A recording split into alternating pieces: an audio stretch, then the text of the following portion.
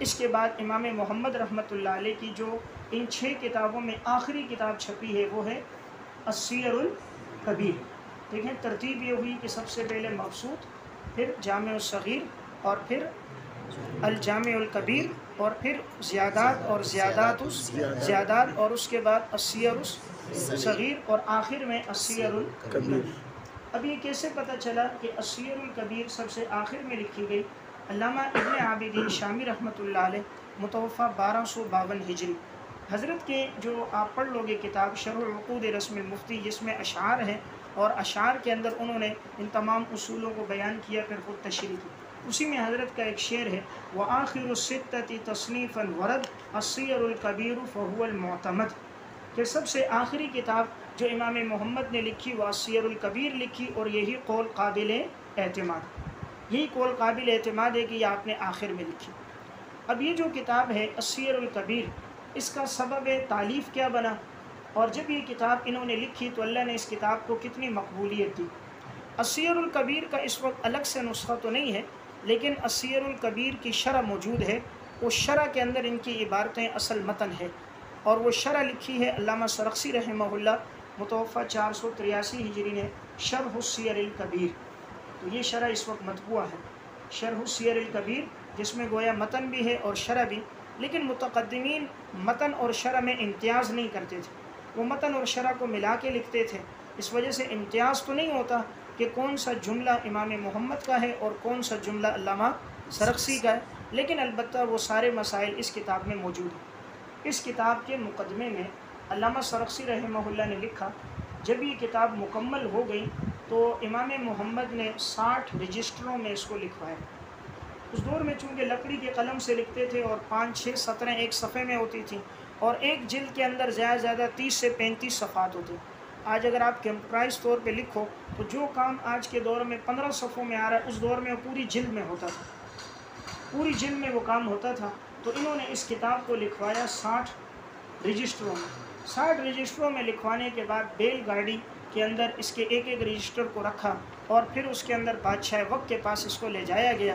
اور جب اس نے یہ کارنامہ دیکھا اور یہ علمی کام کہ اس میں جہاد اور اس سے متعلق تمام مسائل یکجا ہیں، تو بادشاہ وقت امام محمد کے اس کارنامے سے بڑا خوش ہوا.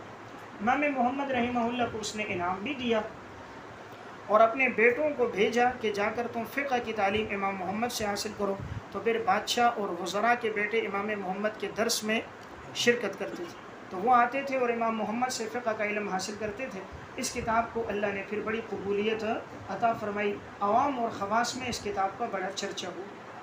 اس کتاب کا سبب تالیف کیا بنا، یعنی امام محمد نے اس کتاب کو کیوں لکھا، اس کے بارے میں ایک واقعہ علامہ سرخسی رحمہ اللہ شرح السیر الکبیر میں، اور علامہ ابن عابدین شامی رحمۃ اللہ علیہ رد المختار میں انہوں نے ایک واقعہ لکھا. رد المختار جلد 1 صفحہ 51 میں. ان دونوں میں ایک واقعہ یہ ہے، آگے میں عرض کروں گا کہ یہ واقعہ درست ہو سکتا ہے یا نہیں. واقعہ یہ تھا کہ جب امام محمد نے السیر الصغیر لکھی، امام اوزاعی رحمۃ اللہ علیہ متوفہ 157 ہجری، یہ شام کے بہت بڑے عالم امام اوزاعی، ان کے پاس السیر الصغیر پہنچی. انہوں نے السیر الصغیر کا مطالعہ کیا، پوچھا یہ محمد کون ہے؟ تو لوگوں نے ان سے کہا یہ عراق کے رہنے والے امام ابو حنیفہ کے شاگرد ہیں. چونکہ امام صاحب اور امام اوزاعی معاصر ہیں، امام صاحب 150 میں انتقال ہے اور ان کا 157 ہجری میں انتقال ہے، تو یہ دونوں ہم عصر ہیں. اور امام اوزاعی اپنے دور کے بڑے محدث بھی تھے. انہوں نے پوچھا یہ کس نے لکھی؟ کہا امام محمد نے.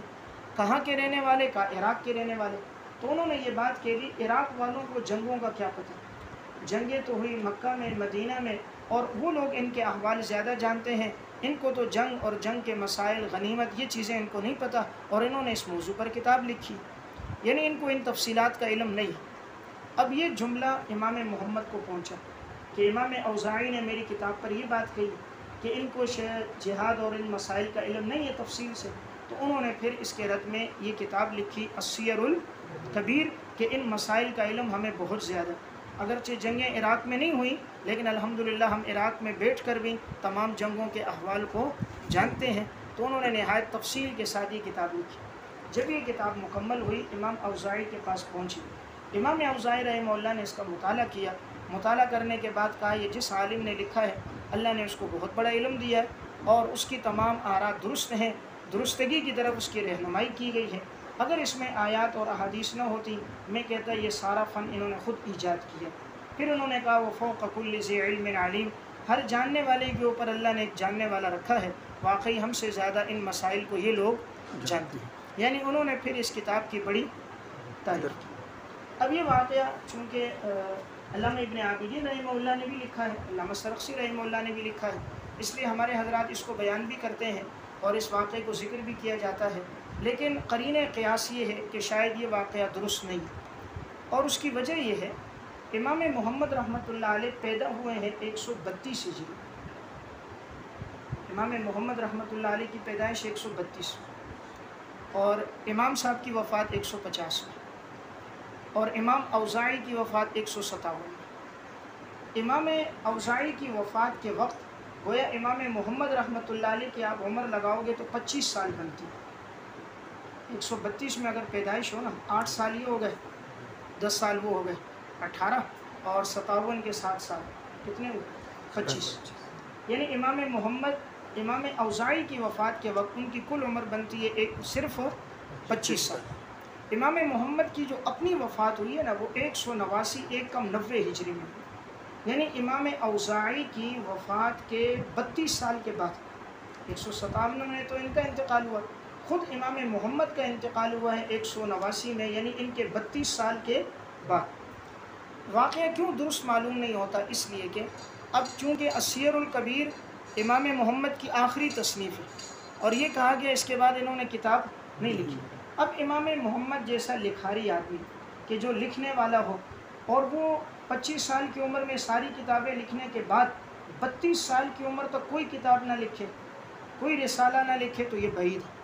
اس لیے کہ لکھنے والے آدمی کی جیسے عمر بڑھتی ہے اس کا تجربہ، اس کے علم کے اندر اضافہ، اور سرعت قلم اور قلم کا پھیلاؤ، تصنیف طالب یہ بڑھتا جاتا ہے۔ اب یہ کہنا اس کے بعد کوئی نہیں لکھا، یہ بھی مشکل ہے۔ پھر یہ کہ 25 سال ایک جوانی کی عمر ہے، جو لڑکپن کی عمر ہے۔ اب لڑکپن کی عمر میں انہوں نے لکھا ہو اور امام اوزاعی کا رد لکھیں، تو یہ اس دور کے ماحول سے بہت دور بات ہے کہ ایک اتنا بڑا عالم ہو اور ایک نوجوان آ کر اس کا رد لکھ رہا ہو، نوجوان اس کے خلاف کہے۔ پھر اس دور کے امام اوزاعی سے بھی یہ بات بہت بعید معلوم ہوتی ہے کہ ایک آدمی مسائل لکھیں اور وہ کہیں کہ یہ ٹھیک نہیں ہے۔ جب مسائل ٹھیک ہیں اور وہ بلا وجہ حسد کریں اور اس کے خلاف یہ جملہ کہیں تو یہ بات بھی بعید از قیاس ہے۔ پھر یہ بات بھی بہت بعید معلوم ہوتی ہے کہ اگر امام محمد رحمۃ اللہ علیہ نے یہ لکھ دیا تھا تو 32 سال تک ان کو کوئی اور کتاب لکھنے کا موقع نہ ملا یا انہوں نے نہ لکھا ہو، تو یہ بات بھی بعید ہے۔ اس لیے درست بات یہ کہ انہوں نے یہ کتاب تصنیف کی ہے، لیکن شاید یہ واقعہ اس کا ذریعہ اور سبب نہیں بنا، کیونکہ یہ عراق میں تھے، وہ شام میں تھے۔ اب عراق کی کتاب شام تک پہنچی کیسے، پھر وہاں کا تبصرہ ان تک آیا کیسے، اس وجہ سے اس کے واقعے پر نقد کیا ہے۔ ابو زہرہ رحمہ اللہ کی ایک کتاب ہے ابو حنیفہ حیاتہ و عصرہ و آراؤہ و فقہ، اس میں بھی انہوں نے اس پہ رد کیا ہے کہ یہ واقعہ بظاہر درست معلوم نہیں ہوتا۔ محدث کبیر حضرت مولانا سعید احمد پالنپوری صاحب رحمۃ اللہ علیہ کی ایک کتاب ہے آپ فتویٰ کیسے ہیں، حضرت نے بھی السیر الکبیر کا جب تعارف لکھا تو وہاں اس واقعے پر حضرت نے بھی تحفظات کا اظہار کیا کہ شاید یہ واقعہ درست نہیں۔ بہرحال یہ واقعے کو تو درست قرار دینا ذرا مشکل کام ہے، لیکن اتنی بات ہے کہ یہ کتاب بڑی اہم ہے السیر الکبیر، کہ جس میں جہاد، غنائم اور غنیمت سے متعلق، قیدیوں سے متعلق تمام تفصیلی مسائل۔ ضرورت تھی کہ علامہ سرخسی کی اس کتاب کی شرح لکھی جائے۔ علامہ سرخسی نے تو خود شرح لکھی، اور اس کی بھی شرح لکھ کر مزید اس کو منقع اور مہذب کر کے پیش کیا جائے۔ تو ایک عالم گزرے ہیں علامہ محمد منیب رحمۃ اللہ علیہ، متوفہ 1238 ہجری، انہوں نے تیسیر المیسر فی شرح سیر الکبیر کے نام سے شرح لکھی، اور پھر ترکی زبان میں اس کا ترجمہ بھی کروایا، تو یہ کتاب اس وقت ترکی زبان میں بھی طبع ہے۔ بہرحال یہ ہو گئی امام محمد رحمۃ اللہ علیہ کی وہ 6 معروف کتابیں جن کا تعارف آ گیا۔ ہر کتاب کا عنوان بھی آپ کے سامنے آ گیا کہ مقصود کے اندر تمام مسائل کو تفصیلاً لکھا گیا تھا۔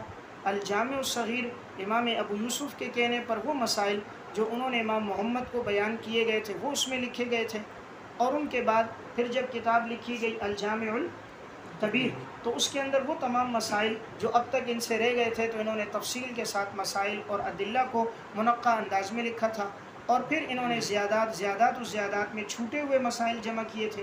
السیر الصغیر میں غنیمتیں اور جہاد کے اختصار کے ساتھ مسائل لیے، اور السیر الکبیر میں انہیں تفصیل کے ساتھ ذکر کیا۔ اب اس کے بعد امام محمد رحمۃ اللہ علیہ کی 3 اور کتابیں ہیں، اس کا بھی میں تعارف عرض کر دیتا ہوں، جو بڑی مشہور کتابیں ہیں، اور تینوں کتابیں اس وقت طبع ہیں اور ان سے احادیث، روایات اور آثار ذکر کیے جاتے ہیں۔ تو نمبر 12 موطا امام محمد۔ موطا امام محمد یہ امام محمد رحمۃ اللہ علیہ کی تصنیف ہے۔ امام محمد رحمۃ اللہ علیہ نے امام ابو حنیفہ سے بھی علم حاصل کیا، امام ابو یوسف سے بھی، امام مالک سے بھی۔ جتنے انسان مشہور اساتذہ سے، محققین علماء سے پڑھتا ہے، اتنے اس کے علم میں رمق آتی ہے، ذہن میں وسعت آتی ہے، اور انسان کے مطالعہ آگے جاری ہوتا ہے۔ تو امام محمد نے امام ابو حنیفہ سے پہلے پڑھا، پھر امام ابو یوسف سے، اور اس کے بعد وہ مدینہ گئے اور امام مالک رحمۃ اللہ علیہ سے انہوں نے موطا سنی۔ 3 سال تک امام محمد امام مالک کے درس میں حاضر رہے اور ان سے پوری موطا کو سنا، اور سننے کے بعد اس پوری موطا کے تمام احادیث کو امام محمد نے جمع کیا۔ اب یہ ایک دیکھیں، ایک کو کہا جاتا ہے موطا مالک اور ایک کو کہتے ہیں موطا امام۔ اب دونوں روایات تو امام مالک کی ہیں۔ وہ جو موطا مالک ہے وہ یحییٰ بن یحییٰ لیثی اندلسی رحمۃ اللہ علیہ، متوفی 334 ہجری، وہ ان کی روایت ہے۔ وہ انہوں نے امام مالک سے ان احادیث کو نقل کیے، یحییٰ بن یحییٰ نے، تو اسے موطا مالک کہتے ہیں۔ اور امام محمد رحمۃ اللہ علیہ نے ان روایات کو جو نقل کیا، اسے کہتے ہیں موطا امام محمد۔ اب دونوں میں ما بہ الامتیاز اور فرق کیا ہے؟ فرق یہ ہے کہ امام یحییٰ نے صرف امام مالک رحمہ اللہ کی ان روایات کو یکجا کر دیا، اس میں اپنی آراء، اجتہادات، آثار، دیگر روایات کا اس میں تذکرہ نہیں کیا۔ لیکن امام محمد کا اسلوب یہ رہا، ایک تو انہوں نے بالمشافہ وہ تمام حدیثیں امام مالک سے سنی، درمیان میں کوئی انقطاع نہیں ہے، براہ راست سنی۔ پھر 3 سال ان کو عرصہ ملا۔ امام یحییٰ کو دیگر تلامذہ آخری عمر میں آئے، اور انہوں نے امام صاحب سے ان کو اتنا تلمذ نہیں رہا جتنا امام محمد کو رہا۔ اس لیے وہ راوی کہ جس کو شیخ کی ملازمت زیادہ ملی ہو، شیخ کی صحبت زیادہ ملی ہو، اس کی روایت راجح ہوتی ہے بنسبت اس پر جس کو شیخ کی صحبت اور اس کے ملازمت کم ملی ہو۔ تو امام محمد کو زیادہ ملی، انہوں نے 3 سال کا عرصہ گزارا۔ پھر انہوں نے یہ کیا ہے کہ امام مالک کی روایات ذکر کرنے کے بعد اہل عراق کی جو روایات ہیں، اور اسی طرح اہل کوفہ کی روایات، امام صاحب سے مروی روایات، امام نخعی اور حماد کی روایات اور آثار، عبداللہ ابن مسعود کی روایات بھی یکجا کی۔ یعنی صرف انہوں نے امام مالک کے اس پر اکتفا نہیں کیا، بلکہ انہوں نے دیگر روایات اور آثار کو بھی لیا، اس لیے نسبت ان کی طرف ہوئی۔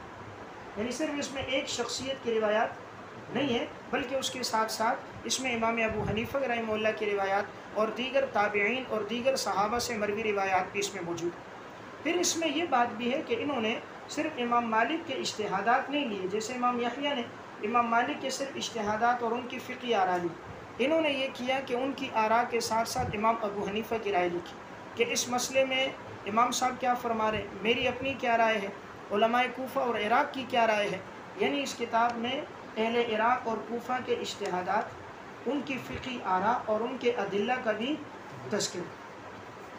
گویا صرف انہوں نے ایک شخصیت پر اکتفا نہیں کیا، اس لیے جا بجا آپ نے پڑھا ہوگا، اس میں لکھتے ہیں وَبِهَذَا نَأْخُذُ وَبِهِ نَأْخُذُ، ہم بھی اس کو لیتے ہیں، ہم بھی عمل کرتے ہیں، اور یہی کہتے ہیں هَذَا قَوْلُ أَبِي حنیفہ، یہ امام صاحب کا قول ہے، یہ علماء عراق اور کوفیین، اور یہ ہمارا۔ تو جا بجا انہوں نے یہ چیزیں بھی ذکر کی ہیں، اس وجہ سے کتاب کی افادیت بڑھ گئی۔ اس وجہ سے بھی بڑھ گئی کہ اس میں اہل مدینہ کے ساتھ ساتھ اہل عراق کی روایات بھی آ گئی، چونکہ یہ دونوں مرکز رہے ہیں۔ جس طرح کہ مدینہ مرکز رہا ہے، اس طرح کوفہ کو حضرت علی رضی اللہ تعالیٰ عنہ کے دور میں، عبداللہ ابن مسعود حضرت عمر کے دور میں کوفہ ہیں، اور ان کے بارے میں ایک جملہ حضرت عمر نے فرمایا تھا کہ عبداللہ بن مسعود نے کوفہ کو علم سے بھر دیا ہے، تو کہا اللہ تعالیٰ ان کی قبر کو اس طرح نور سے بھر دے جیسے اس نے کوفہ کو علم سے بھر دیا۔ تو کوفہ کے اندر حضرت علی کے دور میں یہ چھاؤنی بھی رہی ہے، اور یعنی جو فتوحات کے لیے اس علاقے کو مرکز بنا کے آگے جایا جاتا تھا۔ اگر آپ نے اہل کوفہ کی خدمات، اہل کوفہ کا تعارف، یہاں پر آنے والے صحابہ اور یہ پڑھنا ہو تو میری کتاب امام اعظم ابو حنیفہ کا محدثانہ مقام، اس میں ایک عنوان ہے کہ اہل کوفہ اور شہر کوفہ کی قدر و منزلت، مقام و مرتبہ۔ دیکھیں آج تک جو اختلاف ہم بیان کرتے ہیں نا، اہل کوفہ کی رائے یہ ہے नहवी सरफी झगड़ों में ज़्यादा राय किसकी आती है? कूफा और बसरा की आती है ना। नहवियों ने ये कहा और कूफियों ने ये कहा और बसरियों ने ये कहा। तो कुरान समझने के लिए जो उलूम है उनकी बुनियाद भी क्या है? बसरा और कूफा। और ये जो 7 बड़े कुर्रा हैं, इन कुर्रा के अंदर भी बड़े कुर्रा जो आपको मिलेंगे वो आपको बसरा के मिलेंगे या कूफा के मिलेंगे। तो ये भी एक मरकज़ रहा है। तो बहरहाल मैं ये बात अर्ज़ कर रहा था कि इमाम मोहम्मद ने इसमें इन आरा को भी जमा किया, इसलिए इसकी निस्बत की गई इमाम मोहम्मद की तरफ और उसे कहा गया मुअत्ता इमाम मोहम्मद। इस किताब में कुल अहादीस की तादाद कितनी है? इसमें मरफू, मौकूफ़, मक़तूआ, गैर मक़तूआ तमाम रिवायात की कुल तादाद है 1180। मुअत्ता इमाम मोहम्मद में कुल रिवायात की तादाद 1180। इमाम मालिक के तरीक़ से जो रिवायात मरवी हैं वो हैं 1005, और दूसरे तुरुक से जो रिवायात हैं उनकी तादाद 175 है। इमाम अबू हनीफ़ा रहमहुल्लाह से मरवी रिवायात 13 हैं, और इमाम अबू यूसुफ़ के तरीक़ से मरवी रिवायात की तादाद 4 है। तो बहरहाल इस किताब में गोया इन्होंने दीगर को भी जमा किया है। अब ज़रूरत इस अमर की थी कि इस किताब की कोई मुफस्सल और मुहक्कक शरह लिखी जाए कि जिसमें अहादीस की तशरीह भी हो जाए और ख़ास तौर पे जो फ़िक़ी आरा, फ़िक़ी मसलक, इसकी भी वजाहत हो। तो शुरुआत तो बहुत सी लिखी गई, लेकिन इस वक्त जो मारूफ़ मतबूआ शुरुआत हैं वो 2 हैं। मुअत्ता इमाम मोहम्मद की इस वक्त जो शुरुआत मारूफ़ हैं और तबा हैं उनकी तादाद 2 है। पहली शरह है जिसे कहते हैं फ़तहुल मुग़त्ता। फ़तहुल मुग़त्ता ये मुल्ला अली क़ारी रहमतुल्लाह अलैह मुतवफ़्फ़ा 1014 हिजरी की शरह। मुल्ला अली क़ारी रहमतुल्लाह अलैह बहुत बड़े अपने दौर के मुहद्दिस गुज़रे हैं, और इन्हें यहाँ तक कहा गया है कि 11वीं सदी के मुजद्दिद अगर थे तो मुल्ला अली क़ारी रहमतुल्लाह अलैह। मुल्ला उस दौर में कहते थे जो इल्म से भरा हुआ होता था, जैसे मुल्ला जामी रहमहुल्लाह तो क्या है? इल्म से भरे हुए। तो इस तरह इन्हें मुल्ला अली क़ारी यानी इल्म से भरपूर इंसान थे।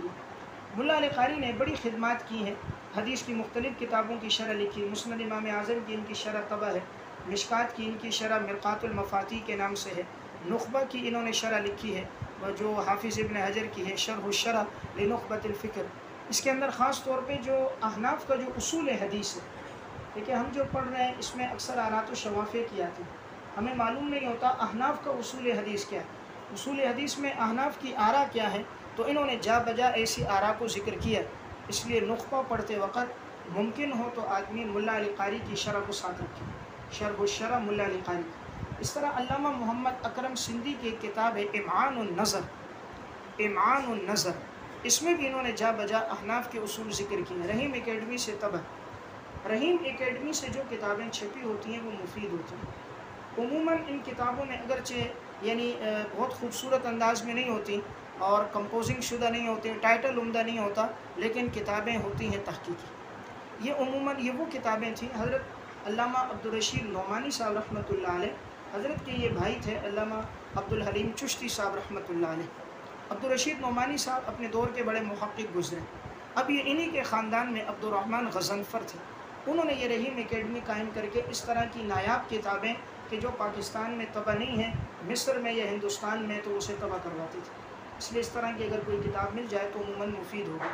तो मैं अर्ज़ कर रहा था कि मुल्ला अली क़ारी रहमहुल्लाह और ये की शरह और इमानुन नज़र नुख़बा के लिए अगर आप इसको अपने मुताले में रखेंगे इंशाअल्लाह आपको फ़ायदा होगा। इसी तरह अहनाफ़ के उसूल हदीस के लिए अगर साथ साथ मनहजुल हनफ़िया को भी साथ रखा जाए उससे भी फ़ायदा होता है। और ज़फ़रुल अमानी से, यह अल्लामा अब्दुल हई लखनवी रहमतुल्लाह अलैह की किताब है उसूल हदीस पर, इसमें भी अहनाफ़ के उसूलों को यकजा किया। तो बहरहाल मैं अर्ज़ कर रहा था मुअत्ता की शरह मुल्ला अली क़ारी की, उसका नाम है फ़तहुल मुग़त्ता। इस शरह में इनका अंदाज़ ये है कि ये रिवायत नक़ल करते हैं और उस हदीस की मुख्तसर तशरीह करते हैं, रावी के मुख्तसर अहवाल बयान करते हैं, कहीं कहीं फ़ुक़हा के मज़ाहिब और मुख्तसर दलाइल लिखते हैं। ज़रूरत थी कि इस किताब को आज के अंदाज़ में मुनक्का और मुहज़्ज़ब करके कंप्यूटराइज शाया किया जाए। तो एक अच्छे पुख्ता आलिम गुज़रे हैं हज़रत मौलाना मुफ्ती मुफीज़ुर रहमान साहब दामत बरकातुहू।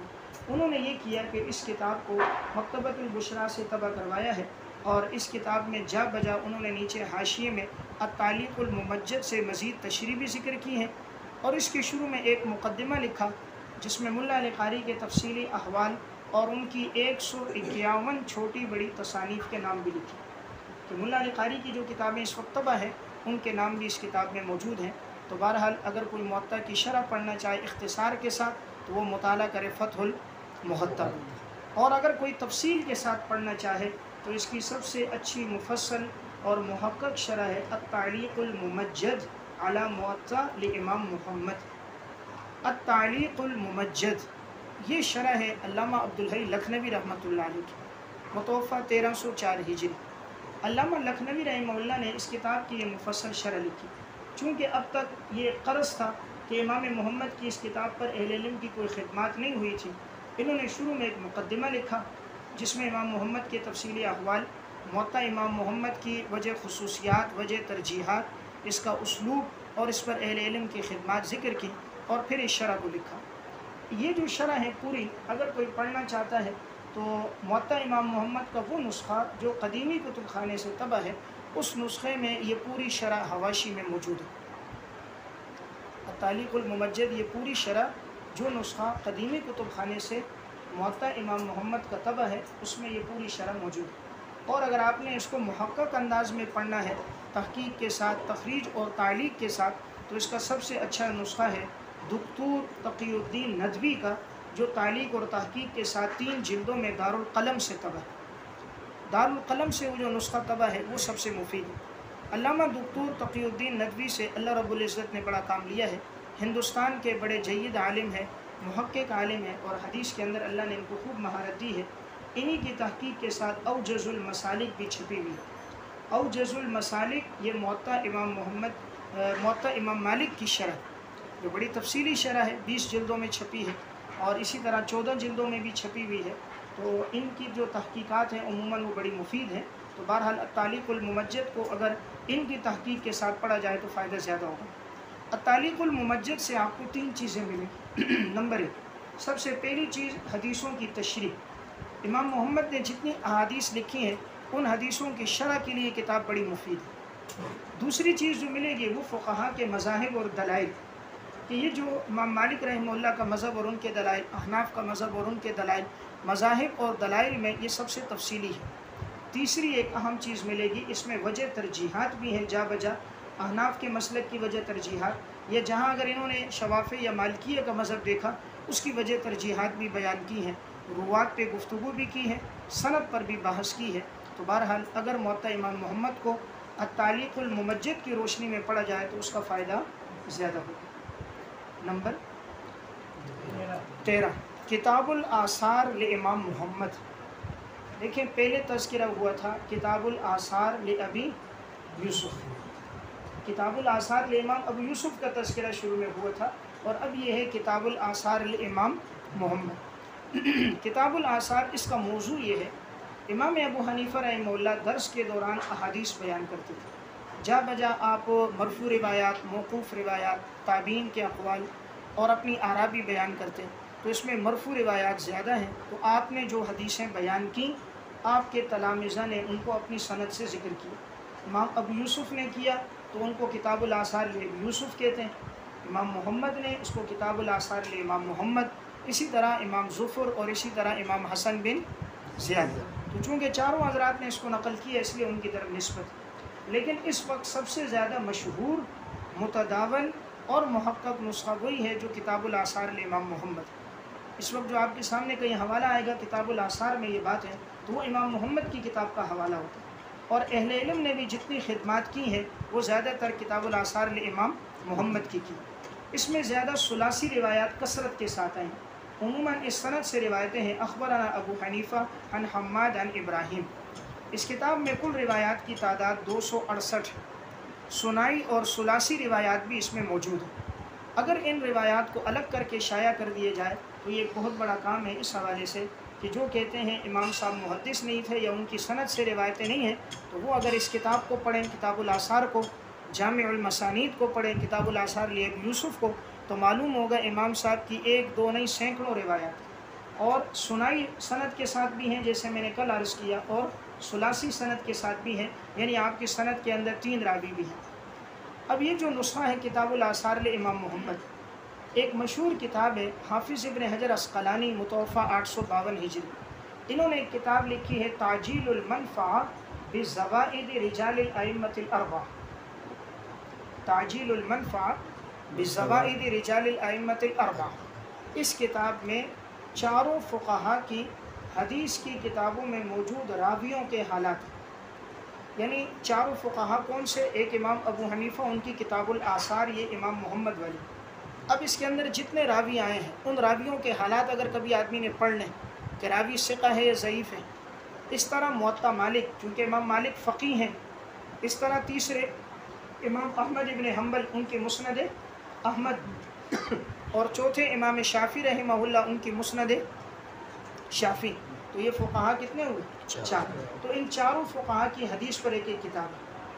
امام مالک کی موطا، امام احمد کی مسند احمد، اور امام ابو حنیفہ سے مروی روایات کتاب الآثار، اور امام شافعی کی مسند شافعی۔ اب ان چاروں فقہا کی ان کتابوں میں جو احادیث ہیں نا وہ بڑی اہم ہے، کیونکہ ان فقہا نے مسائل کے استدلال اور استنباط میں انہی حدیثوں کو زیادہ تر معیار بنایا۔ امام مالک نے موطا مالک کی روایتوں کو، امام احمد نے مسند احمد، امام صاحب کی کتاب الآثار۔ تو ضرورت تھی کہ صحاح ستہ کے رجال پہ تو بڑا کام ہوا، زندگی رہی میں آگے عرض کروں گا کہ رجال پر کون کون سی کتابیں لکھی گئی ہیں۔ تو چونکہ صحاح ستہ پر تو تفصیلی کام ہوا، لیکن ان فقہائے اربعہ کی کتابوں پہ کام نہیں تھا، تو حافظ ابن حجر اسقلانی کی یہ جو کتاب ہے تعجیل المنفعہ، تعجیل المنفعہ بالزوائد رجال الائمۃ الاربعہ، یہ کتاب 2 جلدوں میں دارالبشائر اسلامیہ سے طبع ہے۔ اس میں چاروں فقہا کی ان حدیث کی کتابوں کے رجال کے حالات ہیں۔ تو اس میں بھی انہوں نے جس کتاب کو معیار بنایا وہ موطا امام محمد کی کتاب الآثار، کہ یہ زیادہ مشہور اور زیادہ معروف ہے۔ تو بہرحال اگر اس کتاب کے رجال کو آپ نے پڑھنا ہے تو آپ اس کتاب میں پڑھ لیں۔ اسی طرح حافظ ابن حجر رحمۃ اللہ علیہ نے مستقل، اس کتاب کی اہمیت اتنی زیادہ تھی کتاب الآثار کی، تو انہوں نے مستقل اس کتاب کے رجال کو الگ لکھا، اس کا نام رکھا الایثار بمعرفت روات الآثار، الایثار بمعرفت روات الآثار۔ اور اس کے مقدمے میں لکھا کہ میرے شاگردوں نے مجھے کہا کہ امام صاحب کی جو روایات امام محمد نے نقل کی ہیں آپ ان کے تراجم بھی لکھیں، ان راویوں کے حالات بھی لکھیں۔ تو میں نے اپنے تلامذہ اور اپنے ساتھیوں کی خواہش پر یہ کتاب لکھی۔ اس سے اہمیت کا اندازہ ہوتا ہے کہ حافظ ابن حجر جیسا انسان باوجود یہ کہ شافعی المسلک ہے، انہوں نے بھی اس کتاب کے رجال کو پہلے الگ سے لکھا الایثار بمعرفت روات الآثار، اور پھر اس کو ایک اور کتاب میں تعجیل المنفعہ کے نام سے جمع کیا۔ اسی طرح اس کتاب کے رجال کے حالات لکھیں علامہ قاسم بن قطب بغا رحمۃ اللہ علیہ، متوفہ 879 ہجری، 1 کم 80 میں ان کا انتقال ہوا ہے۔ انہوں نے بھی امام محمد کی اس کتاب الآثار کے روات کو لکھا۔ اس بات کو علامہ سخاوی نے الاعلان بالتوبیخ میں اور حاجی خلیفہ رحمہ اللہ نے کشف الظنون میں نقل فرمایا۔ اب یہ کتاب چونکہ بڑی معروف تھی، اس لحاظ سے کہ امام صاحب سے مروی اس میں روایات ہیں، ضرورت اس امر کی تھی کہ اس کتاب کی کوئی مفصل شرح لکھی جائے۔ بہت سے اہل علم نے اس پر قلم اٹھایا اور انہوں نے اس کی شروحات کو لکھا۔ چونکہ یہ کتاب اتنی اہمیت کی حامل ہے کہ علامہ قطانی رحمۃ اللہ علیہ متوفہ 1345 ہجری، ان کی ایک مشہور کتاب ہے الرسالۃ المستطرفہ، اس میں انہوں نے حدیث کی کتابوں کا تعارف لکھا۔ انہوں نے لکھا کہ دین اسلام کی بنیاد 10 کتابوں پر ہے۔ دین اسلام کی بنیاد 10 میں 6 صحاح ستہ اور یہ 4 فقہائے اربعہ، یعنی فقہائے اربعہ کی یہ 4 کتابیں اور صحاح ستہ یہ کل 10۔ وہ کہتے ہیں دین اسلام کا مدار اور بنیاد یہ 10 کتابیں۔ اس سے اندازہ ہوتا ہے کہ یہ کتابیں بڑی اہمیت کی حامل ہیں۔ اس وجہ سے ضرورت تھی اس کتاب الآثار کی کوئی مفصل شرح لکھے۔ تو اس وقت مطبوعہ شروحات میں اس کی جو شرح ملتی ہے، نمبر 1 وہ علامہ قیام الدین عبد الباری محلی رحمۃ اللہ علیہ متوفہ 1344 ہجری، انہوں نے شرح لکھی التعلیق المختار علی کتاب الآثار، التعلیق المختار علی کتاب الآثار، رحیم اکیڈمی سے طبع ہے۔ اس میں انہوں نے احادیث کی تشریح بھی کی، فقہا کے مذاہب بھی لکھے، تفصیلات بھی ذکر کی۔ تو یہ کتاب اس وقت طبع ہو چکی۔ اسی طرح اب ضرورت تھی اس کتاب کی ایک مفصل شرح لکھے جس میں تمام تفصیلات موجود ہوں، دلائل بھی ہوں، فقہ حنفی کی وجہ ترجیحات بھی ہوں۔ تو یہ کام مفصل انداز میں کیا ہے علامہ ابو الوفا افغانی رحمۃ اللہ علیہ متوفہ 1395 ہجری، انہوں نے اس کتاب الآثار کی مفصل ایک شرح لکھی۔ پہلے تو یہ شرح چھپی تھی حیدرآباد دکن سے، اور اب یہ شرح چھپ چکی ہے دارالکتب العلمیہ سے۔ اس میں امام محمد کے حالات بھی ہیں، کتاب الآثار کا اس میں تفصیلی تعارف بھی ہے، اور یہ شرح احیاء المعارف نعمانیہ سے بھی طبع ہے۔ تو بہرحال ایک شرح تو وہ ہوئی کہ جو رحیم اکیڈمی سے طبع ہے، اور دوسری شرح علامہ ابو الوفا کی ہے۔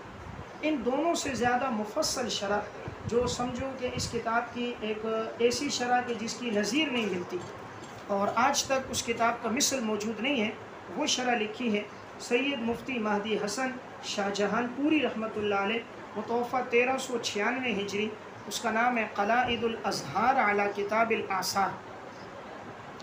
قلائد الازہار علی کتاب الآثار، یہ 3 جلدوں میں۔ یہ شرح اب تک طبع ہو کر نہیں آئی، یعنی اس پر کوئی کام نہیں ہوا، تخریج، تعلیق، حواشی۔ یہ شرح دارالعلوم کراچی کی لائبریری میں نے ایک سال لائبریری مطالعے میں لگایا تھا، تو جس سال میں وہاں تھا یہ شرح مجھے وہاں ملی تھی۔ تو یہ شرح ایک بڑے رجسٹروں میں لکھی ہوئی، اور یہ ہاتھ کا مخطوطہ نسخہ ہے جو حضرت شاہ جہان پوری رحمۃ اللہ علیہ نے اپنے ہاتھ سے لکھا، پھر اسی کا فوٹو لیا گیا ہے اور وہ فوٹو یہاں پر موجود تھا۔ تو یہ 3 بڑے بڑے رجسٹر ہیں، ان رجسٹروں میں یہ شرح یہاں ہے۔ اب تک اس پر کوئی کام نہیں ہوا۔ اگر اس شرح پر حواشی لکھ دیے جائیں اور اس کو بیروت سے طبع کیا جائے، تخریج اور تعلیق ہو جائے، کمپیوٹرائز ایڈیشن میں اگر یہ چھپ جائے، تو احناف کی احادیث کی تشریحات میں اور اس کتاب کی شرح میں گویا کہ بہت بڑا علمی کام ہوگا۔ عموماً ہمارے احناف کی جو شرح حدیث ہے یا حدیث کی کتابیں، ان پر کام نہیں ہوا۔ اس وقت جتنی بیروت سے چھپ رہی ہیں اکثر یہ شوافع یا حنابلہ یا مالکیہ۔ ہماری زیادہ تر جن کتابوں پہ کام ہو رہا ہے وہ فقہی کتابیں، ہماری فقہی کتابیں اعلیٰ سے اعلیٰ چھپ جاتی ہیں اور ان پہ حواشی آ جاتے ہیں، ان کی تخریج ہو جاتی ہے، حالانکہ ان پر اتنی ضرورت نہیں ہے، وہ تو فقہ کے مسائل ہے۔ ضرورت تو ان کتابوں کی ہے کہ ان میں احادیث ہیں اور احناف کے دلائل ہیں، اس لیے اگر اس کتاب کو کوئی محقق انداز میں طبع کرا دے تو انشاءاللہ یہ اس کتاب کی شرح کا حق بھی ادا ہوگا اور احناف کے حدیث کے دلائل بھی امت کے سامنے آئیں۔ علامہ ابو الوفا افغانی نے جب یہ شرح دیکھی تھی، انہوں نے کہا تھا کہ میں نے اس جیسی کتاب نہیں دیکھی۔ سید مفتی مہدی حسن شاہ جہان پوری رحمہ اللہ رب العزت نے ان سے 2 بڑے کام لیے۔ ایک ان کا یہ کام قلائد الازہار، اور دوسرا ان کا ایک بہت بڑا کام آگے میں تعارف کروں گا، کتاب الحجہ علی اہل المدینہ۔ اس کا تعارف آگے آئے گا۔ جس وقت اہل مدینہ نے رد لکھا تھا اہل عراق کا کہ بھئی عراق والوں نے حدیثوں کی مخالفت کی ہے، اور انہوں نے وہ روایات ذکر کی اور کہا ان کے جو مرکز ہیں وہ روایات اور آثار سے ان کے دلائل ہٹ کر، پھر امام محمد نے ان کا رد لکھا تھا کتاب الحجہ علی اہل المدینہ، اہل مدینہ پر دلائل حجت کہ ہمارے پاس کیا دلائل ہیں ان مسائل پر، ہم نے کن روایات اور آثار کی بنیاد پر اس مسئلے کو اختیار کیا اور یہ رائے دی۔ تو یہ کتاب بھی حضرت مفتی مہدی حسن شاہ جہان پوری کی تحقیق کے ساتھ طبع ہے، انشاءاللہ اس کا تعارف آگے آئے گا۔ تو بہرحال میں نے ایک بات عرض کی کہ کتاب الآثار کی شروحات میں یہ شرح سب سے مفید ہے۔ اگر کتاب الآثار کا آپ نے اردو ترجمہ پڑھنا کہ اردو ترجمہ مختصر حواشی کے ساتھ، تو شیخ الحدیث حضرت مولانا ڈاکٹر حبیب اللہ مختار شہید رحمۃ اللہ علیہ حضرت نے اس کا اردو میں ترجمہ کیا ہے، المختار شرح کتاب الآثار۔ المختار شرح کتاب الآثار اردو میں ترجمہ بھی ہے اور اس کی مختصر تشریح بھی ہے۔ اور اگر کوئی مفصل انداز میں اس کتاب کو پڑھنا چاہے، تفصیل کے ساتھ احادیث، تشریح، فقہا کے مذاہب، دلائل، تو حضرت مولانا مفتی حفیظ الرحمن صاحب کی کتاب ہے الازہار علی کتاب الآثار۔ الازہار علی کتاب الآثار، یہ کتاب 2 جلدوں میں طبع ہے۔ اور اگر کسی کا ذوق ہو کہ ہر راوی کے مختصر حالات اور مختصر وضاحت ملے، تو حضرت مولانا محمد حسین صدیقی صاحب کی کتاب ہے روضۃ الازہار شرح کتاب الآثار، جو مکتبہ جامعہ بنوریہ سے طبع ہے۔ اس کتاب میں انہوں نے اختصار کے ساتھ اردو میں ترجمہ بھی کیا ہے اور مختصر وضاحت بھی کی ہے۔ تو یہ میں نے آپ کے سامنے 13 کتابوں کا تعارف ذکر کر دیا، انشاءاللہ زندگی رہی تو باقی ہفتے کو۔ اس کے بعد بات چل رہی تھی احناف کی کتابوں کے تعارف کے بارے میں، تو 13 کتابوں کا تذکرہ ہو چکا تھا۔ 14ویں نمبر پر جو کتاب ہے اس کا نام ہے الحجۃ علی اہل المدینہ۔ الحجۃ علی اہل المدینہ امام محمد رحمۃ اللہ علیہ متوفہ 189 ہجری کی تصنیف ہے۔ اس کتاب کا سبب تالیف یہ تھا کہ جس وقت امام محمد رحمۃ اللہ علیہ کے سامنے یہ بات آئی، امام محمد رحمۃ اللہ علیہ کے سامنے جب یہ بات آئی کہ اہل مدینہ کی طرف سے ایک کتاب لکھی گئی اور اس کتاب میں ان مسائل کا رد لکھا گیا تھا جو اہل کوفہ اور اہل عراق کے مسائل تھے، تو امام محمد رحمۃ اللہ علیہ نے مناسب سمجھا کہ اہل عراق کے علماء کے دلائل ذکر کیے جائیں، چونکہ اہل مدینہ تک ان کے دلائل نہیں پہنچے تھے، اور وہ یہ سمجھے کہ اہل عراق اور کوفہ کے علماء نے احادیث میں آثار میں مخالفت کی، تو امام محمد نے یہ کتاب لکھ کر اس کا نام بھی یہ رکھا الحجت علی اہل المدینہ، یعنی اہل مدینہ پہ حجت، یعنی امام مالک اور دیگر اہل علم پر یہ حجت ہے کہ اس میں وہ دلائل اور ان آثار اور روایات کا تذکرہ ہے کہ جو ان تک احادیث نہیں پہنچی۔ اس کتاب میں ان کا اسلوب یہ ہے کہ یہ سب سے پہلے اہل مدینہ کی آراء ذکر کرتے ہیں، اور پھر اس کے بعد اہل عراق کی رائے ذکر کرتے ہیں، اور پھر احناف کے دلائل ذکر کرتے ہیں، اور پھر ان کے جو دلائل ہیں اس کے جوابات ذکر کرتے ہیں۔ یعنی اس کتاب میں بیک وقت آپ کو اہل عراق کے دلائل بھی ملیں گے، اہل مدینہ کے دلائل بھی ملیں گے، ان کے جوابات بھی ملیں گے۔ امام محمد رحمۃ اللہ علیہ نہایت معتدل عالم تھے، اس لیے بعض مسائل میں انہوں نے اہل مدینہ کی رائے کو بھی ترجیح دی، یعنی ان میں تعصب نہیں تھا، جہاں انہوں نے مناسب سمجھا کہ اگر دلائل میں انہیں قوت نظر آئی تو وہ اس طرف چلے گئے۔ البتہ بعض جگہ انہوں نے بڑی تاکید کے ساتھ اور نہایت شدت کے ساتھ رد بھی کیا، جیسے باب المسح علی الخفین کے مسئلے میں، چونکہ اہل مدینہ کی رائے یہ تھی کہ مسح علی الخفین میں پاؤں پر مسح اوپر بھی کیا جائے اور نیچے بھی کیا جائے، تو انہوں نے ذکر کیا کہ اس بارے میں احادیث بڑی کثرت کے ساتھ ہیں کہ پاؤں پر مسح صرف اوپر ہوگا، نیچے نہیں ہوگا۔ تو بہرحال امام محمد میں اعتدال تھا، جہاں انہوں نے کوئی بات خلاف شرع دیکھی تو مضبوط دلائل سے اس کا رد لکھا۔ اس کتاب کی ایک اہم خصوصیت اس میں احادیث اور آثار کا بڑا ذخیرہ ہے، یعنی وہ احادیث اور روایات جو امام محمد نے امام ابو حنیفہ سے سنی ہے، تو امام صاحب کی سند کی سنائی ثلاثی روایات اس کتاب میں بہت زیادہ ہیں۔ اگر کوئی اس کتاب سے روایات کو الگ کر دے اور اسے تعلیق، تخریج اور تحقیق کے ساتھ شائع کر دے تو یہ ایک نہایت علمی کام ہوگا، اور ان لوگوں کے لیے ایک دندانِ شکن جواب ہوگا جو یہ کہتے ہیں کہ احناف کے پاس آثار اور روایات نہیں ہیں۔ تو اس کتاب میں آثار اور روایات کا ایک بڑا ذخیرہ ہے۔ امام محمد رحمۃ اللہ علیہ نے اپنی اس کتاب کے اندر جو ابواب اور کتب ذکر کی ہیں وہ کل 12 ہیں، یعنی 12 کتابوں کے متعلق اس کتاب میں مسائل اور آراء کا تذکرہ ہے۔ وہ 12 کتابیں یہ ہیں: کتاب الطہارت، کتاب الصلاۃ، کتاب الصیام، کتاب الزکوٰۃ، کتاب المناسک، کتاب البیوع، کتاب الکراہیت والاستحسان، کتاب المضاربہ، کتاب النکاح، کتاب المساقات، کتاب الفرائض من الحج، کتاب الدیات والقصاص۔ ان 12 کتابوں کے متعلق جو اہل مدینہ کا اور ان کا اختلاف ہے اسے ذکر کیا۔ امام محمد رحمۃ اللہ علیہ دلائل اتنی کثرت سے لاتے ہیں کہ جب مس ذکر کا مسئلہ اس میں ذکر کیا تو اس میں انہوں نے 16 روایات ذکر کی ہیں، جس میں مرفوع روایات بھی ہیں، موقوف روایات بھی ہیں اور مقطوع روایات بھی ہیں۔ یعنی ایک مسئلے میں اس قدر روایات کا ذکر کرنا یہ بہت بڑی بات ہے، اور روایات بھی ایسی ہوں جو مرفوع ہوں، سند صحیح کے ساتھ ہوں۔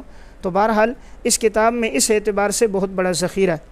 امام محمد رحمۃ اللہ علیہ کی دلائل کی کثرت، آپ کی زبان کی فصاحت اور علم میں عمق کو دیکھ کر امام شافعی رحمۃ اللہ علیہ نے ایک جملہ کہا تھا، جسے امام ذہبی رحمۃ اللہ علیہ نے سیر و اعلام النبلاء کی 9ویں جلد صفحہ 135 میں لکھا تھا کہ لو اشاء ان اقول نزل القرآن بلغت محمد ابن الحسن لقلت لفصاحتہ، اگر میں یہ بات کہوں کہ قرآن کریم نازل ہوا ہے امام محمد بن حسن کی لغت پہ تو میں یہ جملہ کہہ سکتا ہوں ان کی فصاحت کی وجہ سے۔ یعنی امام شافعی جو باوجود یہ کہ ایک بہت بڑے فصیح عالم ہیں، لیکن وہ بھی تعریف کر رہے ہیں امام محمد کی، اور وہ فرماتے تھے میں نے امام محمد سے اتنا علم حاصل کیا ہے، اگر حصی طور پر اسے دیکھا جائے تو وہ اونٹوں کے 2 بوجھ کے برابر ہے۔ اتنا علم امام شافعی رحمہ اللہ نے حاصل کیا تھا امام محمد سے۔ بہرحال یہ کتاب اس وقت طبع ہے، حضرت مولانا مفتی سید مہدی حسن شاہ جہان پوری رحمۃ اللہ علیہ، متوفہ 1396 ہجری، ان کی تحقیق کے ساتھ یہ کتاب طبع ہے۔ تو اگر کوئی پڑھنا چاہے تو ان کی تحقیق کے ساتھ تعلیق اور حواشی کے ساتھ پڑھے، اور یہ کتاب پہلے 4 جلدوں میں دارالمعارف عثمانیہ سے طبع تھی، اور اب یہ کتاب عالم الکتب بیروت سے بھی طبع ہے۔ یہاں تک میں نے امام محمد رحمۃ اللہ علیہ کی کتابوں کا تذکرہ آپ کے سامنے کر دیا۔ 6 کتابوں کا ذکر پہلے ہوا تھا: السیر الصغیر، السیر الکبیر، الجامع الکبیر، الجامع الصغیر، زیادات اور مبسوط۔ اور اسی طرح زیادات و زیادات کا بھی تذکرہ ہوا۔ ضمناً میں نے آپ سے کہا تھا امام محمد کی یہ 3 کتابیں بڑی مفید ہیں، ان کا بھی تفصیلی تعارف آ گیا، موطا امام محمد اور کتاب الآثار لامام محمد، اور آج کے سبق میں الحجۃ علی اہل المدینہ۔ اب یہ جو 6 کتابیں وہ اور 3 کتابیں یہ تو کل ہو گئی 9۔ تو امام محمد رحمۃ اللہ علیہ کی یہ جو 9 کتابیں ہیں یہ بہت معروف ہیں۔ پہلی 6 کتابوں کو ظاہر الروایہ بھی اسی لیے کہ وہ تواتر کی سند سے ہم تک پہنچی ہیں، اور اس میں کوئی اختلاف نہیں، ان کی سند نہایت مضبوط سند ہے، اور ان 3 کتابوں کی سند بھی مضبوط ہے کیونکہ ان کی نسبت امام محمد ہی کی طرف ہے، کسی اور کی طرف نہیں۔ تو یہ 9 وہ کتابیں ہیں جس سے فقہ حنفی کے مسائل، فقہ حنفی کی آراء، امام محمد کی آراء جو ہمیں معلوم ہوں گی وہ ان 9 کتابوں سے۔ اس کے علاوہ جو امام محمد سے مسائل منقول ہیں، میں نے آپ کو بتایا تھا ہارونیات، جرجانیات، کیسانیات اور رقیات، یہ جو 4 قسم کی کتابیں ہیں انہیں کتب نوادر کہا جاتا ہے۔ کتب نوادر کا مطلب یہ ہوتا ہے کہ ان کتابوں سے امام محمد کی روایت تواتر سے ثابت نہیں ہے اور شہرت کے ساتھ ثابت نہیں ہے، اس لیے ان کتابوں میں جو مسائل ہوں گے ان کی نسبت یقینی طور پر ان کی طرف نہیں ہوگی۔ یہ جو کتب نوادر ہیں یہ 4 قسم کی کتابیں، یعنی رقیات، کیسانیات، جرجانیات اور ہارونیات۔ جس طرح ان کا نام نوادر ہے اس طرح یہ کتابیں بھی نادر ہیں، یعنی جیسے نام نادر ہے اس طرح ان کتابوں کا وجود بھی اب نادر ہے۔ علامہ زاہد الکوثری رحمۃ اللہ علیہ نے امام محمد کی سوانح پہ جو کتاب لکھی ہے بلوغ الامانی فی سیرت الامام محمد بن الحسن الشیبانی، اس میں انہوں نے لکھا وقد اصبحت تلک الکتب نوادر فی الخزانات کلہا کما ان مسائلها تعد نوادرا فی المذاہب۔ جس طرح یہ کتابیں نادر شمار ہوتی ہیں اسی طرح یہ کتابیں اس وقت موجود نہیں ہیں، اس اعتبار سے بھی نادر ہیں، جیسے ان کے مسائل نادر ویسے ان کا وجود بھی۔ تو بہرحال یہ کتابیں اس وقت موجود نہیں، یعنی ہارونیات، کیسانیات، جرجانیات، ان کتابوں کا اس وقت وجود نہیں۔ تو امام محمد سے 9 کتابوں کے مسائل تواتر سے ثابت ہیں۔ اب یہ جو نوادر کے مسائل ہوتے ہیں یہ کن کتابوں میں ملیں گے؟ میں نے پہلے دن وضاحت کی تھی، ایک مسائل الاصول ہوتے ہیں، دوسرے مسائل النوادر ہوتے ہیں، اور تیسرے فتاوی اور حوادث۔ فتاوی اور حوادث کا مطلب نئے پیش آمدہ مسائل جن کا حل بعد کے متاخرین علماء نے نکالا ہوتا ہے، اور نوادر وہ مسائل کہ جو امام محمد کی ان تواتر والی کتابوں سے ثابت نہیں۔ تو اب ہمیں نوادر کے یہ مسائل کن کتابوں میں ملیں گے؟ تو اس طرح کے اکثر مسائل آپ کو مبسوط سرخسی میں، المحیط البرہانی میں، فتاوی تاتارخانیہ میں اور ہندیہ میں۔ یہ 4 قسم کی کتابیں وہ ہیں جس میں آپ کے سامنے نوادر کے مسائل آ جائیں گے۔ نوادر کی کتابیں تو اس وقت طبع نہیں ہیں، لیکن ان حضرات کے دور میں یا تو یہ کتابیں موجود تھیں یا ان تک یہ مسائل ان کے شیوخ اساتذہ کے ذریعے یا کسی اور واسطے سے پہنچے تو انہوں نے ذکر کر دیے۔ تو بہرحال اگر نوادر کے مسائل دیکھنے ہوں تو مبسوط سرخسی میں بھی کچھ مسائل موجود ہیں، اسی طرح المحیط البرہانی میں اور فتاوی تاتارخانیہ میں اور فتاوی ہندیہ میں۔ یہ 4 قسم کی کتابیں وہ ہیں جس میں نوادر کے مسائل بھی آئیں گے۔ نمبر 15ویں نمبر پر جو کتاب ہے وہ ہے ادب القاضی۔ یہ امام ابو بکر خصاف رحمۃ اللہ علیہ متوفہ 261 ہجری کی کتاب ہے۔ یہ امام مسلم رحمۃ اللہ علیہ کے ہم عصر ہیں۔ امام مسلم کی وفات بھی 261 ہے اور ان کی وفات بھی 261 ہجری ہے۔ یہ بڑے نامور عالم گزرے ہیں، اور یہ امام اعظم ابو حنیفہ رحمۃ اللہ علیہ کے 2 واسطوں سے شاگرد ہیں، یعنی درمیان میں 2 واسطے آتے ہیں، پھر ان کا تلمذ امام صاحب سے ثابت ہوتا ہے۔ ان کی کتابوں میں اس وقت جو معروف کتابیں ہیں، ایک کتاب الحیل، کتاب الوصایا، کتاب الشروط، کتاب احکام الوقف اور کتاب النفقات علی الاقارب ہے۔ یہ ان کی وہ کتابیں ہیں جو اہل علم کے ہاں معروف ہے۔ زیادہ جس کتاب کو ان کی شہرت ملی ہے وہ 2 کتابیں ہیں، ایک یہ ادب القاضی اور دوسری کتاب احکام الوقف۔ یہ 2 کتابیں اس وقت مطبوعہ بھی ہیں اور اہل علم کے ہاں معروف بھی ہیں۔ ان کا مرتبہ محدثین کے ہاں بھی بڑا بلند تھا۔ امام ذہبی رحمۃ اللہ علیہ متوفہ 748 ہجری ایک بہت بڑے محدث گزرے ہیں، حضرت کی کتاب ہے سیر اعلام النبلاء۔ اس میں جب انہوں نے امام ابو بکر خصاف کا تذکرہ کیا تو ان کے بارے میں لکھا العلامۃ شیخ الحنفیہ الفقی المحدث، یعنی اتنے القابات کے ساتھ انہوں نے ذکر کیا، اور یہ بھی لکھا کہ وَيُذْكَرُ عَنْهُ زُهْدٌ وَوَرْعٌ، ان کے زہد اور تقوی کا تذکرہ آج تک کیا جاتا ہے۔ انہیں خصاف کیوں کہتے ہیں؟ علامہ عبدالحی لکھنوی رحمۃ اللہ علیہ متوفہ 1304 ہجری کی کتاب ہے الفوائد البہیہ فی تراجم الحنفیہ، اس میں انہوں نے وجہ لکھی خصاف اصل میں کہا جاتا ہے موچی کو، یعنی جو جوتے بناتے ہیں، جوتوں کی سلائی کرتے ہیں، تو چونکہ اپنے ہاتھ سے یہ کام کرتے تھے تو لِأَنَّهُ كَانَ يَأْكُلُ مِنْ صَنْعَتِهِ، اپنے ہاتھ کے اس پیشے سے یہ کھاتے تھے، اس لیے ان کا نام پڑ گیا خصاف، یعنی موچی تھے اور یہ کام کرنے والے تھے۔ تو بہرحال اس سے معلوم ہوا حلال ہنر اختیار کرنا عیب نہیں ہے، کسی کے سامنے ہاتھ پھیلانا عیب ہے، دوسرے سے مانگنا عیب ہے، اور کوئی بھی رزق حلال کے لیے کوئی ہنر، کوئی پیشہ اختیار کرنا عیب نہیں۔ تو بہرحال امام خصاف رحمۃ اللہ علیہ اس وجہ سے اس نام سے مشہور ہوئے۔ ان کی اس کتاب ادب القاضی کو اللہ تعالیٰ نے بڑی شہرت عطا فرمائی۔ حاجی خلیفہ رحمۃ اللہ علیہ متوفہ 1067 ہجری نے کشف الظنون عن اسامی الکتب والفنون میں اس کتاب کی تفصیلاً شروحات کا تذکرہ کیا۔ اس میں معروف شروحات کون کون سی ہیں؟ میں 4 شروحات کا عرض کرتا ہوں، یہ وہ 4 شروحات ہیں جن کا تذکرہ زیادہ ملتا ہے۔ نمبر 1 امام ابو بکر جساس رحمۃ اللہ علیہ متوفہ 370 ہجری، انہوں نے شرح لکھی ہے شرح ادب القاضی للجساس کے نام سے۔ دوسری جو شرح معروف ہے وہ امام قدوری رحمۃ اللہ علیہ متوفہ 428 ہجری کی شرح ادب القاضی للقدوری کے نام سے۔ تیسری جو شرح ہے وہ شمس الائمہ حلوانی متوفہ 448 ہجری کی شرح ادب القاضی، اور چوتھے نمبر پر جو معروف ہے وہ شمس الائمہ سرخسی متوفہ 483 ہجری کی شرح ادب القاضی للسرخسی۔ تو بہرحال اس کتاب کی شروحات تو اور بھی لکھی گئیں، لیکن اہل علم کے درمیان اس کتاب کی 2 شرح معروف ہیں۔